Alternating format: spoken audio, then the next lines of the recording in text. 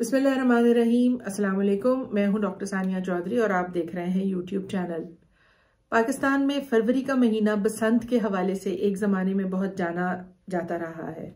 और एक मेहमान नवाजी का महीना रहता था, जहां दुनिया भर से लोग सयाह बसंत का मेला और आसमान रंगों से भरा हुआ देखने के लिए पाकिस्तान हर साल इस मौसम में, इस महीने में आते थे। और ये मौसम जो है, ये जो पाकिस्तान के कल्चर का एक ख़ास हिस्सा रहा, बसंत, जिसके बारे में ये भी कहा जाता है बसंत पाला उड़ंत, यानी कि बसंत की आमद जो है वो इस बात के आपको ये एक चीज़ आपके सामने लेके आ रही होती है कि अब ठंड का मौसम, सर्दियों का मौसम जो है अब वो जाने को है। तो मेहमान नवाजी का ये सिलसिला जो है लाहौर में और पाकिस्तान में इस वक्त भी चल रहा है। गो के बसंत जब शहबाज शरीफ साहब चीफ मिनिस्टर थे तो उसमें डोर के अंदर इस्तेमाल होने वाले शीशे की वजह से उस तार के ऊपर उन्होंने उससे बहुत सी हलाकतें, सड़क चलते बच्चों की, सड़क चलते राहगीर और उसमें ख़ास तौर से जो मोटरसाइकिल पे, साइकिलों पे लोग जा रहे होते थे और जब वो डोर फिरती थी तो उसके बाद जाहिर है कि उसके संगीन असरात होते थे और उसका जो एक बजाय इसके कि कोई गवर्नेंस, गुड गवर्नेंस का या गुड एडमिनिस्ट्रेशन का सबूत दे के कोई इस तरह का हल निकाला जाता कि जो शीशा और मेटल इस्तेमाल हो रहा था उस डोर की तैयारी में, ताकि जिससे उसकी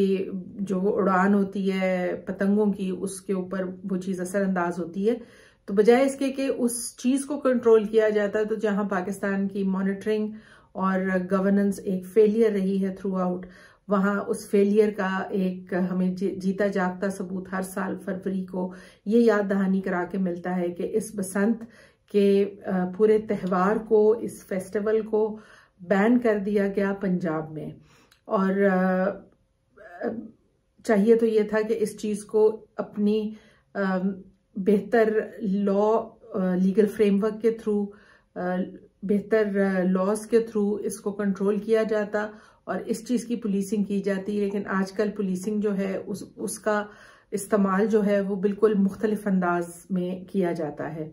तो मेहमान नवाजी तो लाहौर और पाकिस्तान अभी भी कर रहा है। हमारे पास एक लाहौर में मेहमान की आमद हुई, मरीम नवाज साहिबा तशरीफ़ लेके आई। उनको senior vice president of Pakistan Muslim league Nawaz और चीफ ऑर्गेनाइजर का ओहदा जब देकर पार्टी की रीलॉन्च के लिए भेजा गया है, तो पहले तो वो जो रीलॉन्च थी उसमें बहुत जितनी उनकी एक्सपेक्टेशन थी उस तक तो कहीं भी नहीं पहुंच रहे थे। लेकिन जिन लोगों की आमद थी, जिनको पकड़ धकड़ कर सियासी अमले के थ्रू और सियासी रिसोर्सेज इस्तेमाल करके जहां तक वो उसको ला सके, तो और उसकी जो फुटेजेस फिर वायरल हुई वो उससे सख्त नाला और परेशान है और होना भी चाहिए, क्योंकि आने वाला इलेक्शन आने वाले वक्त में जब भी होता है उसमें ये सारी चीज़ें जो हैं उसके ऊपर बहुत गहरा असर छोड़ेंगी।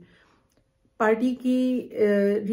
इस रीलॉन्च के बाद मरीम नवाज और उनके साथ मरीम औरंगजेब और राना सनाउल्लाह, इन्होंने साउथ पंजाब का रुख किया और बहावलपुर से एक तरह से जो इलेक्शन कैंपेन है पाकिस्तान मुस्लिम लीग नवाज की, उसका उन्होंने उसको शुरू किया है, उसकी इब्तिदा की है, उसकी इनॉग्रेशन हुई है। और वहाँ पर भी जो जितना उनको रिस्पांस मिला है इसका, और जितने लोग उनके इन इवेंट्स में शामिल हो रहे हैं, उससे वो सख्त उनके लिए ये एक तशवीश का बायस बन रही है।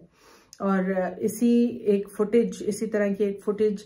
जब वायरल की गई, इमरान रियाज खान जो सीनियर एंकर और वीलॉगर हैं, उन्होंने, सीनियर जर्नलिस्ट हैं, बहुत मारूफ इस मुल्क के, उन्होंने जब वो फुटेज चलाई सोशल मीडिया के ऊपर, तो उनको इसके बाद अरेस्ट कर लिया गया और उनको ये भी नहीं पता था इनिशियली कि उनको अरेस्ट किस सिलसिले में किया जा रहा है। तो बहरहाल वो उनको बरी कर दिया गया है, क्योंकि ये फुटेजेस चलाना और ये दूसरी साइड का मौक़िफ़ पेश करना, ये सहाफ़त का एक अंसर है लोगों के सामने जो भी चीज़ें जिस तरह से भी हो रही हैं उसका मुस्बत और मनफी हर तरह का पहलू लेकर आना ही तो सहाफ़त है। लेकिन आजकल सहाफ़त जो है वो उसको मरीम नवाज साहिबा ने, जो इमरान रियाज खान है, उनको तो साफ़ी मानने से इनकार कर दिया और कहा कि लोगों ने सहाफ़त का लिबादा ओढ़ा हुआ है। जब उनकी अरेस्ट के बारे में पूछा गया मरीम नवाज साहिबा से तो उस पर उनका जवाब ये था कि हमारे मौक़िफ़ को जो आगे लेके चलते हैं वो उनकी प्रोटेक्शन तो हम की जिम्मेदारी तो कुछ वो लेंगे, लेकिन जो उनके मुतरादिफ मौक़िफ़ है उसको सामने लेके आ रहे हैं वो उन लोगों को तो सहाफ़ी वो नहीं कहलाए जा सकते।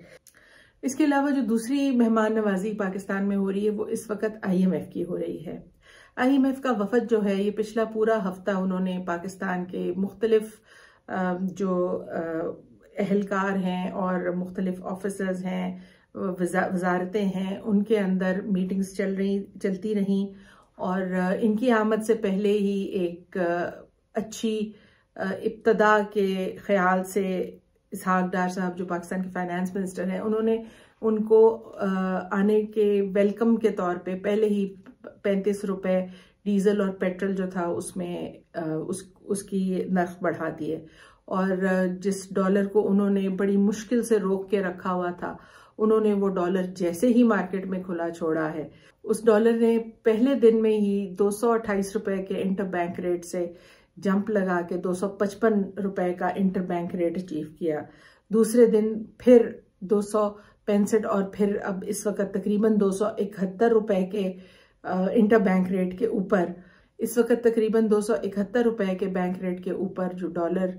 ठहरा हुआ है वो मार्केट में 290 रुपए तक जा पहुंचा और 287-90 इस तरह से उसका ओपन मार्केट रेट चल रहा है। तो अभी भी ये इस बात का फैसला होना है कि ये डॉलर जो है ये कहाँ जाकर थोड़ा सा स्टेबल होगा और उसके बाद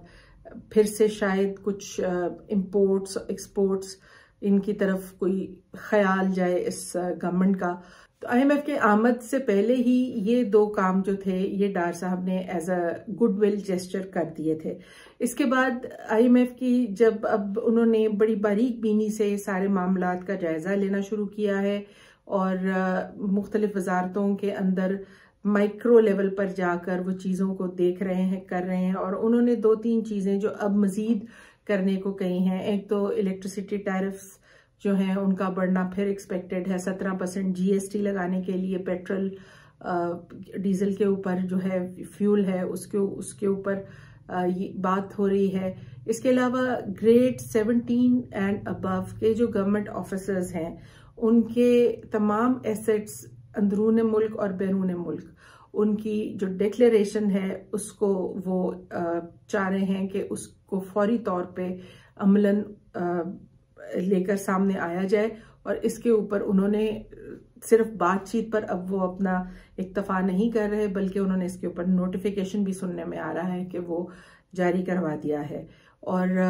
ये एक दफ़ा अगर सिविलियन पहले हम सिविलियन ऑफिसर्स की तरफ जाएंगे तो जाहिर है कि इसके बाद बात जब आहिस्ता आहिस्ता एक एक कदम वो आगे बढ़ेंगे तो इसके बाद अगला हदफ जो है वो डिफेंस का होगा। वैसे तो बहुत अच्छी बात है सबके एसेट्स स्पेशली जो पब्लिक ऑफिस और पब्लिक टैक्स पेयर से जिन लोगों की रिम्यूनरेशंस जाती हैं उनको बिल्कुल फिलफौर तौर पर उनकी एसेट्स डिक्लेरेशन होनी चाहिए, अंदरून मुल्क बैरून मुल्क दोनों होनी चाहिए हैं। लेकिन इसके बाद जो अगला हदफ है वो आहिस्ता आहिस्ता बढ़ते बढ़ते उनका जो हमारा हम जहाँ वल्नरेबल होंगे वो फिर हमारा डिफेंस बजट है, वो डिफेंस पर्सनल के एसेट्स हैं। ख़ास तौर से जब फैक्ट फोकस मैगजीन किस्म के आर्टिकल्स छप रहे हों और जो चीज़ें वो बैरून मुल्क हमारे जो अफसरान हैं उनके नॉन सिविलियन अफसरान हैं उनके एसेट्स की इस तरह से जब पूरी दुनिया में एक नुमाइश होगी उनकी डिटेल्स की तो जाहिर है कि जो इदारे पाकिस्तान को इतनी भारी मिकदार में एक लोन्स और बिलियंस ऑफ US डॉलर्स फराहम करते हैं भले ही किन टर्म्स एंड कंडीशंस पर हों, और फिर उनके इस पैकेज में आने की वजह से पाकिस्तान को फिर मजीद अपने दोस्त ममालिक और दूसरे इंटरनेशनल डोनर एजेंसीज और जो इदारे इस तरह के हैं वो भी फिर पाकिस्तान को चलाने के लिए मजीद लोन्स और इस तरह की एड्स देने पे रजामंद हो जाते हैं या उस तरफ आते हैं। तो जहाँ पर IMF की इस तरह की एक पोजीशनिंग हो तो जाहिर है कि फिर जब उन्होंने आपको आइंदा मजीद चीज़ें मानने के लिए कहा और आप के पास कोई हल नहीं रहेगा, कोई जवाब नहीं रहेगा सवाए इसके कि आप उनकी सारी बातें आहिस्ता आहिस्ता मानते रहें। तो पहले ही हमारे प्राइम मिनिस्टर शहबाज शरीफ ने तो बहुत पहले ही ये बात कह दी थी, बेगर्स कांट बी चूजर्स। तो आज हम उसी दहाने पर वो हमें ले आए हैं कि अब वो जैसे जैसे कहते जाएंगे उस तरह से पाकिस्तानी अवाम के ऊपर बिजलियों पे बिजली नहीं आएगी, लेकिन बिजलियां गिराती जारी रहेगा ये सिलसिला। और आने वाले वक्त में जो इकॉनमी के हालात हैं, जो इकॉनमी की डाउन टर्न है, जो यहाँ गिरती हुई मईशत के सारे इंडिकेटर्स जिस तरीके से बुरे तरीके के साथ आगे बढ़ रहे हैं, वो हमें रोज बरोज सिर्फ यही चीजें देखने को मिलेंगी जिसके असरात आम आवाम के ऊपर इस तरह से होंगे कि महंगाई बद से बदतर होती जाएगी। तेल, बिजली, गैस, पेट्रोल, डीजल, खाने की खुर्दोनोश अशिया, आटा, ऑयल, घी, चीनी, पत्ती, जो चीज़ इस्तेमाल की खाने की है, सब्जियां, हर चीज़ की कीमत जो है वो आम आदमी के हसूल से अब बहुत दूर जाना शुरू हो गई है। और आहिस्ता आहिस्ता ये चीज़ें किस सिमत में जा रही हैं, ये अगर एक इंसान बैठ के, एक पढ़ा लिखा और चीज़ें समझने भांपने वाला इंसान बैठकर सोचे तो खौफ तारी होना शुरू हो जाता है, ये सोच के कि पाकिस्तान के अवाम को ये लोग किस दहाने पे ले आए हैं। और फिर ये सारी चीज़ें देख के सोच के आज भी जब बहुत से लोग आपको ये जो लोग यहाँ तक लेकर आए हैं, और ये कुछ 2-3 साल में नहीं हुआ, ये एक तो पिछले 10 माह की मेहरबानी है और इससे पहले जिन लोगों ने पाकिस्तान के ऊपर 30-35 साल हुकूमत की है उनकी मेहरबानी है। तो जो लोग इसके जिम्मेदारान हैं उनको भी कुछ होश के नाखून करने चाहिए, और जो एक वाहिद हल इस सारी सिचुएशन से निकलने का है कि इलेक्शन अनाउंस करें, इलेक्शन आने दें, अवाम को फैसला करने दें, अवाम जिस तरफ खड़े हैं अवाम को उस तरफ जाने दें, और इस मुल्क को वो एक हुकूमत दें जिसमें ये सख्त हो, जिसके पास ये पब्लिक बैकिंग हो, पब्लिक सपोर्ट हो कि वो मुश्किल फैसले कर सके और इस मुल्क को और इस कौम को आगे लेकर बढ़ सके। तो इस उम्मीद के साथ कि अल्लाह ताला सबको अकल के नाखून दे, होश की कोई सूरत हाल पैदा हो और अल्लाह ताला बेहतरी की तरफ हमें लेके जाए। आज के लिए इतना ही, अपना ख्याल रखिएगा। अल्लाह हाफिज।